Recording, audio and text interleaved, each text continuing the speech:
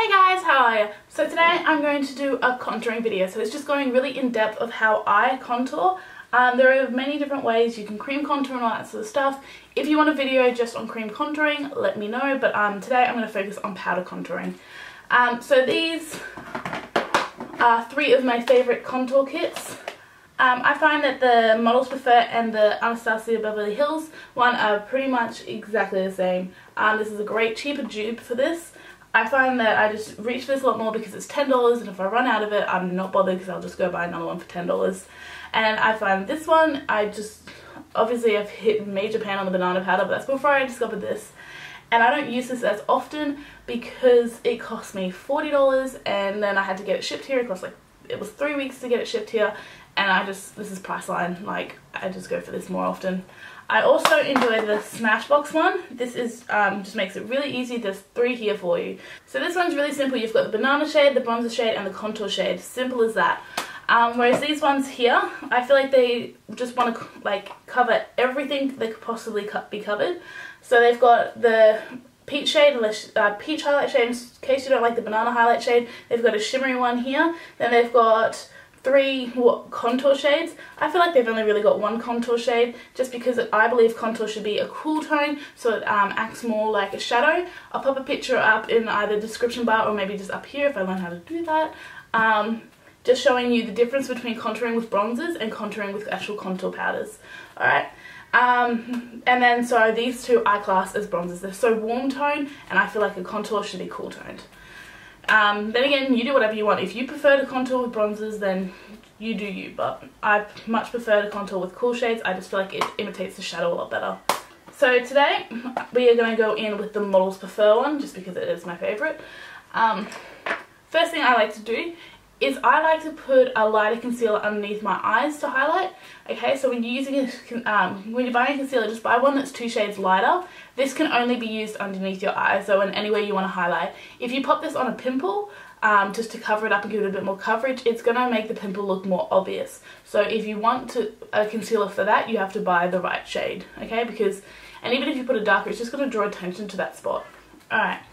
So once you've put down your concealer, I like setting it with the banana shade here, and I like using a tuna brush just because it can get right in the inner corner and then bring it out. This is the Morphe M509.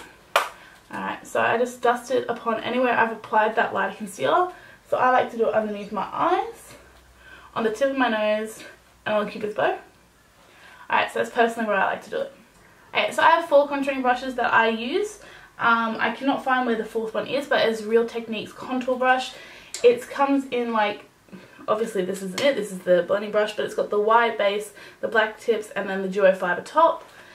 Alright, so that's what I also like using that one. But besides that, this is the Smashbox contouring brush. This is the one that comes with that Smashbox palette. It's just a little tapered one. I like to use the side to put the contour on it and then just blend it out using the angle. Next one I like is the Morphe M436. And this one I like to use is the Morphe M436.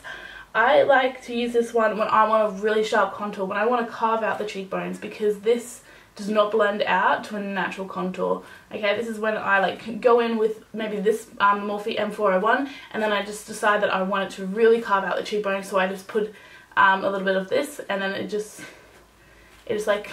carves it out a lot more. Yeah. And then last but not least, this is probably my favourite contour brush of all time, is the Morphe M401. This just gives the most natural contour. See how it's tapered? It used to be a lot more tapered, but I've kind of used it a lot. So that tapered part right there fits perfectly in the cheekbones, and then you just kind of keep blending, and it just blends it all out and just makes the most natural contour. Alright, so now that we know what to contour with, we are going to go on to where to contour.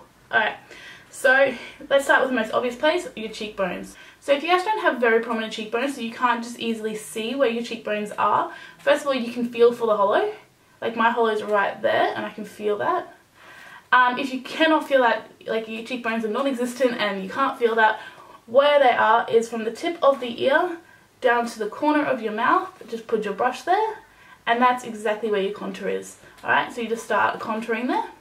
That's that. Alright, so here we go. So from the tip of the ear to the corner of the mouth, I like to stop where my the outer corner of my eye is, so probably about there. That's just where I prefer to stop contouring. You can, if you want the appearance of really large cheeks, which I already have, so I don't like to emphasize that, you can also cup them. So you bring the contour up here, and it just makes the cheeks look a lot more rosier. Yeah.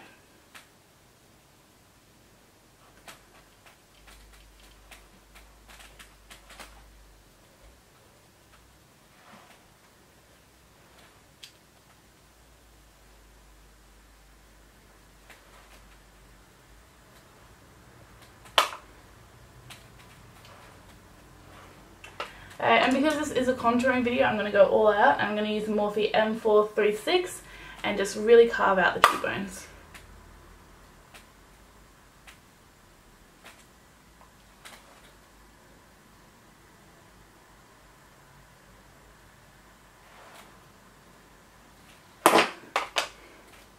This obviously isn't a natural contour, if you can see. So if you pick up the Models Prefer palette, they have like a little bit of a diagram to show you where you contour for your face shape. Alright. The next place I like to contour is my forehead. Because I want to make my face appear a lot more narrower, I will contour the sides of my forehead down to my temples, and then maybe just drag a tiny bit across the tip of the forehead just to blend it all in, and that's the most that I would do because I want to appear a lot more narrow. If you were very narrow and wanted to appear a bit more rounded, what you do is you concentrate the contour at the top of the forehead. Alright, so let's go.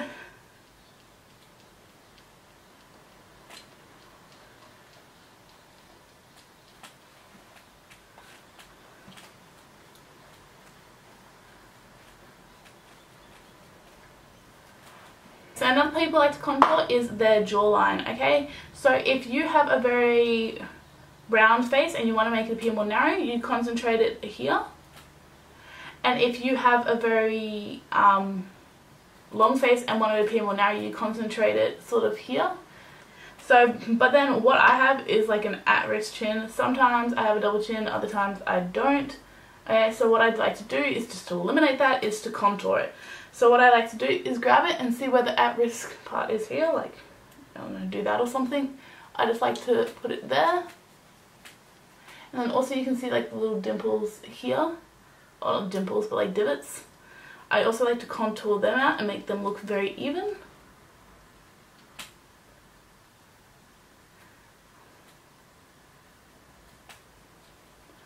Alright, and then just bring it up here because I like a very strong jawline, and it just goes hand in hand with the cheek contour there.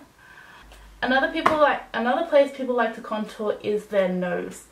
I personally don't normally contour my nose because I like the shape of it, but if you wanted to, what you're going to do is anywhere you contour is going to slim. So if you have a particularly small nose and you want it to appear bigger, what you do is you just grab the banana shade here and you just run it down the center of your nose, alright, and that will make it appear bigger.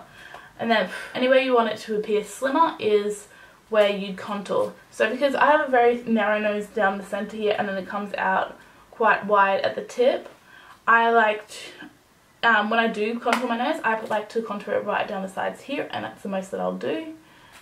So just do that.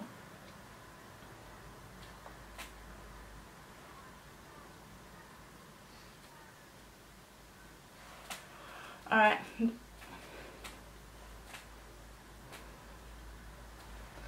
So that's all I like to do there. That's every way you can contour. I guess you could contour every part of your face if you wanted to, but that's the basics.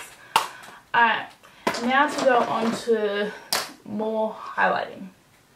Now this is time for the bronzer, alright? So contour adds shadow. Bronzer is actually to warm the skin.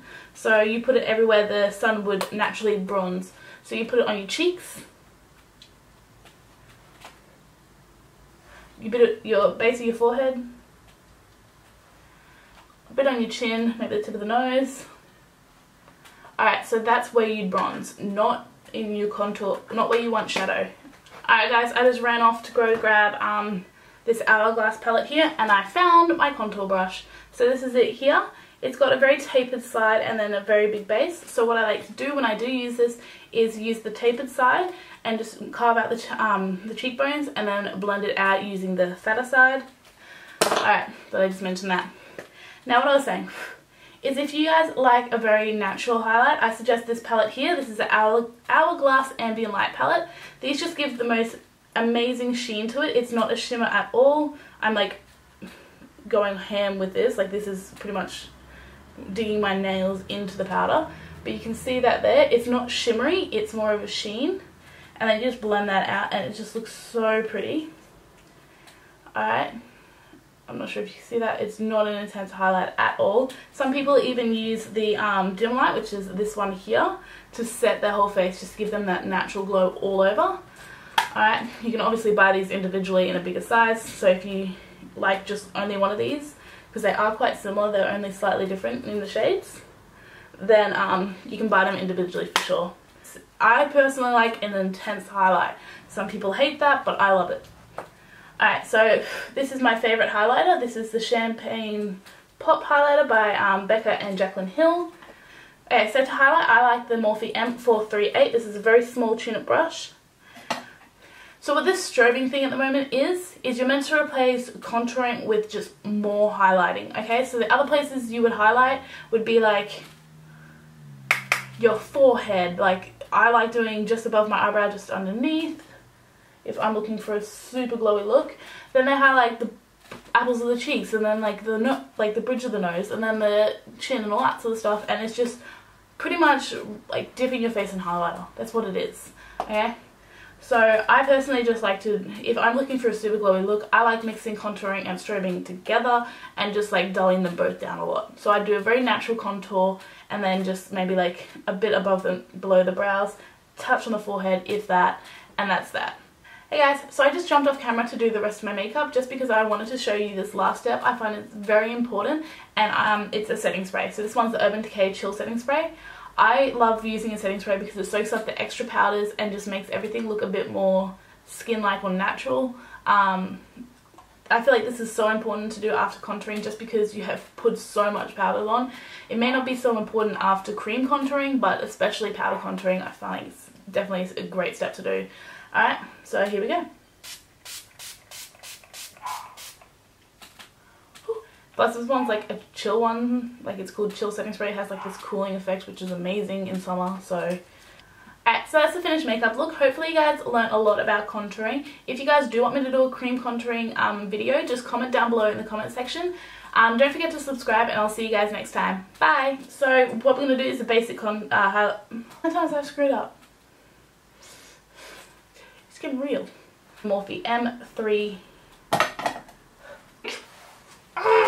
I have a very, because I want to make my face appear